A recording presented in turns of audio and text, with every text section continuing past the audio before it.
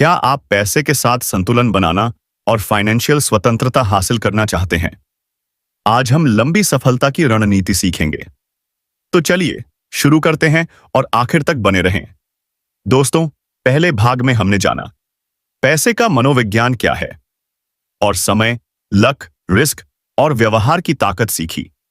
दूसरे भाग में हमने गलत धारणाएं तोड़ी, खुशहाली और धन का रिश्ता समझा और सही आदतें बनाई। आज हम इस सीरीज को पूरा करेंगे। हम सीखेंगे पैसे के साथ संतुलन कैसे बनाएं, लंबे समय तक सफलता के लिए रणनीति क्या होनी चाहिए और फाइनेंशियल स्वतंत्रता कैसे हासिल करें। मॉर्गन हाउसल कहते हैं, पैसे की सही समझ संतुलन और धैर्य से आती है। तो चलिए इस आखिरी यात्रा को शुरू करते हैं। पैसे के साथ संतुलन बनाएं। मॉर्गन हाउसल कहते हैं, पैसे के साथ संतुलन बनाना जिंदगी का एक बड़ा सबक है।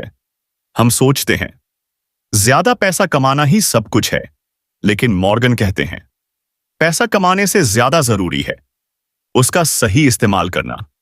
उदाहरण के लिए, अगर आप हर महीने 1 लाख रुपए कमाते हैं लेकिन 1,50,000 रुपए खर्च करते हैं तो आप कर्ज में डूब जाएंगे।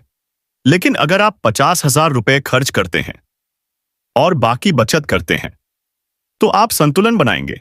संतुलन का मतलब है पैसा कमाना लेकिन जिंदगी के लिए भी समय रखना, जैसे अपने परिवार के साथ समय बिताना या अपनी सेहत का ध्यान रखना।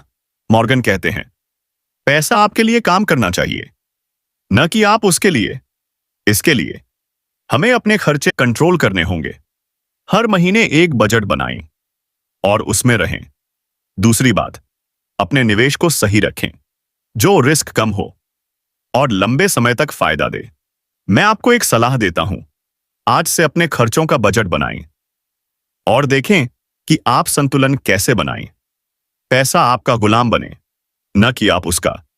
लंबे समय तक सफलता के लिए रणनीति। मॉर्गन हाउसल कहते हैं, लंबी सफलता के लिए रणनीति बनाना जरूरी है। पहली रणनीति है धैर्य रखना। ज्यादातर लोग जल्दी अमीर बनना चाहते हैं, लेकिन मॉर्गन कहते हैं धैर्य से ही सफलता मिलती है। उदाहरण के लिए, अगर आप हर महीने 5,000 रुपए निवेश करते हैं और 30 साल तक 10% रिटर्न लेते हैं तो आपके पास 1 करोड़ से ज्यादा होंगे। दूसरी रणनीति है निवेश को विविध बनाना।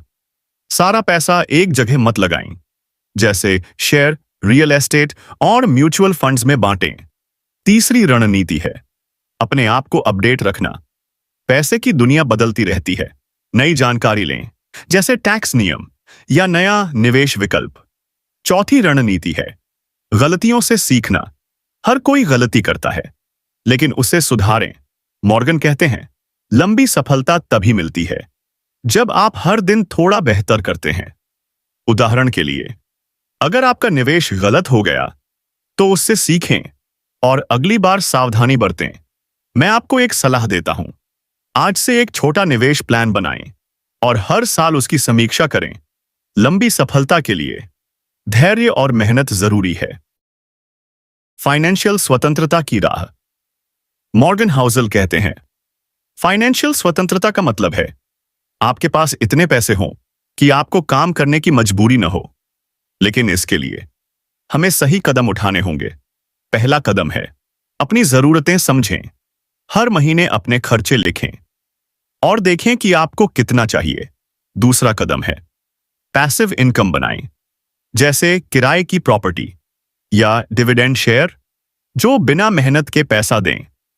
तीसरा कदम है निवेश को बढ़ाएं। हर साल अपनी बचत को निवेश करें और उसे बढ़ने दें। मॉर्गन कहते हैं फाइनेंशियल स्वतंत्रता तभी मिलती है जब आपके एसेट्स आपके खर्चों से ज्यादा कमाई करें। उदाहरण के लिए, अगर आपके खर्चे 50,000 रुपए महीना हैं और आपके निवेश से 60,000 रुपए आते हैं तो आप स्वतंत्र हैं। लेकिन इसके लिए लंबे समय तक मेहनत करनी होगी। मैं आपको एक सलाह देता हूं, आज से अपने खर्चों का हिसाब रखें और हर महीने थोड़ा निवेश करें। फाइनेंशियल स्वतंत्रता छोटे कदमों से शुरू होती है। अपने आप को प्रेरित रखें।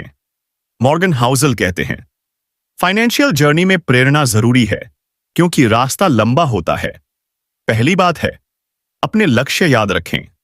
जब आप थक जाएं, तो अपने फाइनेंशियल लक्ष्य को देखें, जैसे अपने सपनों का घर। दूसरी बात है, छोटी जीत को सेलिब्रेट करें। अगर आपने पहली बार 1,000 रुपये बचाए, तो उसे सेलिब्रेट करें। तीसरी बात है, प्रेरणादायक किताबें पढ़ें या उन लोगों से मिलें जो सफल हैं। उदाहरण के लिए, रिच डैड पुअर डैड पढ़ें या फाइनेंशियल कोच से बात करें। मॉर्गन कहते हैं, प्रेरणा आपको हार से बचाती है। जब शेयर मार्केट गिरता है, तो लोग हार मान लेते हैं, लेकिन प्रेरित लोग रुकते हैं और मौके ढूंढते हैं। मैं आपको एक सलाह देता हूं, हर हफ्ते 10 मिनट निकालें, लक्ष्य को देखें और खुद को प्रेरित करें। प्रेरणा आपके जर्नी को आसान बनाएगी और आपको लक्ष्य तक पहुंचाएगी।